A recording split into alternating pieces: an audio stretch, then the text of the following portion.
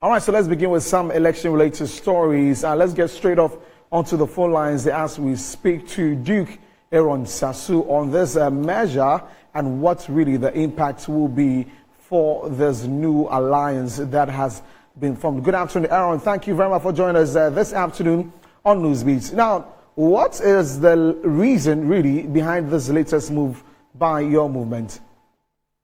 Thank you, and good afternoon to your listeners. I think for months now, there have been conversation after conversation with different political interest groups who have the nation at heart and who are determined to see transformational change in our dear nation.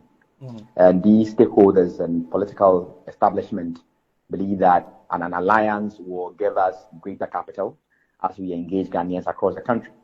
And within the limits of these conversations have been further engagement with Ghanaians across the country.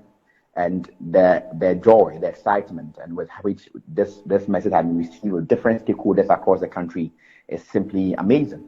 And so we are looking forward to building a much stronger force, a force that cannot be ignored in any way, a force that says that within the character of our country, there is a need for greater collaboration and cooperation among different interest groups in order to achieve 5 principal things. The first is that there is a need for us to win political power and kick out the MPP and the NDC, this duopoly who constantly undermine the interests of the state. The second thing we need to achieve is what we call a government of national unity.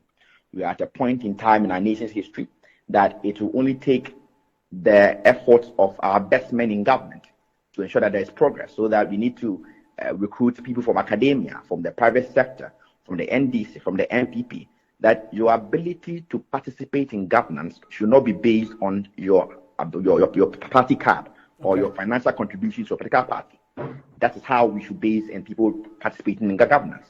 The third is that there is a need for us to move beyond a manifesto and have a plan that the Alliance believes is steeped in Honorable Alan Kyerematen's great transformational plan that seeks to lay out 15 thematic pillar areas of development for our nation. The fourth is that there is a need for institutional change, and finally, there is a need for constitutional reform to drastically amend what we call the imperialistic character of our constitution, respectfully. So these are the objectives that I've respectfully set out. Great, Duke. Is this to say that all this while the movement didn't think that it was capable of doing this by themselves, that is to win the elections? No, I think that it's a matter of, this is not the first time in the history of our country. There was a great alliance in the early 2000s where the MPP created an alliance with the other smaller parties to win political power. It is strategic and it is a master stroke in our body politic that we are seeing today. It tells you the depth of influence, the depth of knowledge, and how strategic the movement for changes and how strategic all alliance partners are. It tells you that the movement for change means business. It tells you that the alliance partners means business. And so for anyone to say there's an admission of a lack of force, I think that is a bit too much to say, essentially. Well, some people also believe that whichever way, whether your movement or with this alliance, you still do not hold a grip, over the populace in the country. Therefore, you're still on the losing side. Is this going to work? Well, the same naysayers were of the opinion that latest by December, the movement for change will not survive or will not exist. The same naysayers were of the opinion that latest by probably January, we wouldn't have the financial muscle to even proceed the electoral process. So the naysayers will continue to be the naysayers.